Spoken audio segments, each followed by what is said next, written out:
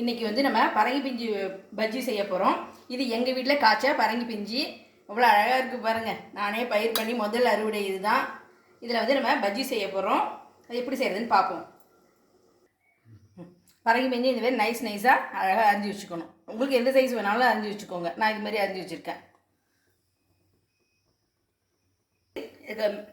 பரங்கி பிஞ்சு பஜ்ஜிக்கு பேட்டர் தயார் பண்ண போகிறோம். அது எப்படின்னு சொல்கிறேன். கடலை மாவு,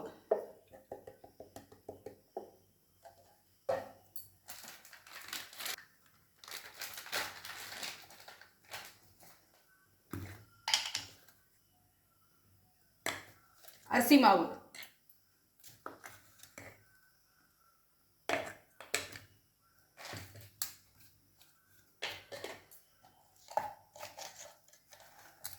தேவையான அளவு உப்பு,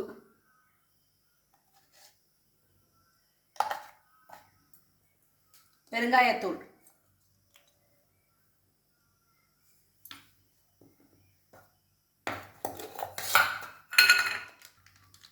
வெறும் மிளகாத்தூள்,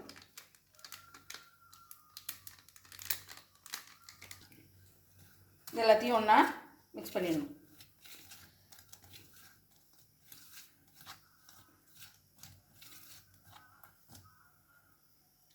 தண்ணி ஊற்றி கரைச்சிப்போம்.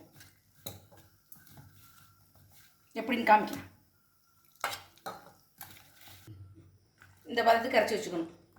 தோசை மாவு பதத்துக்கு. இந்த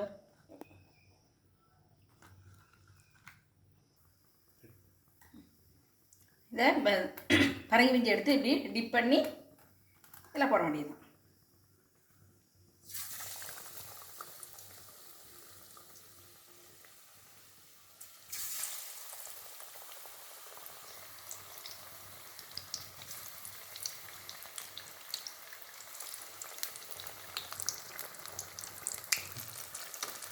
அப்படி திருப்பி விடணும்.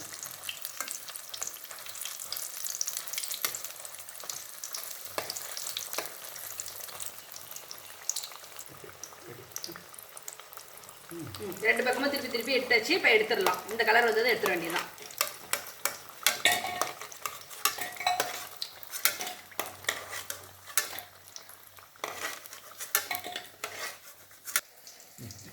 சூடான சுவையான பரங்கி பிஞ்சு பஜ்ஜி ரெடி. நீங்களே இது மாதிரி ஒரு தடவை செஞ்சு பாருங்கள். ரொம்ப அருமையாக இருக்கும்.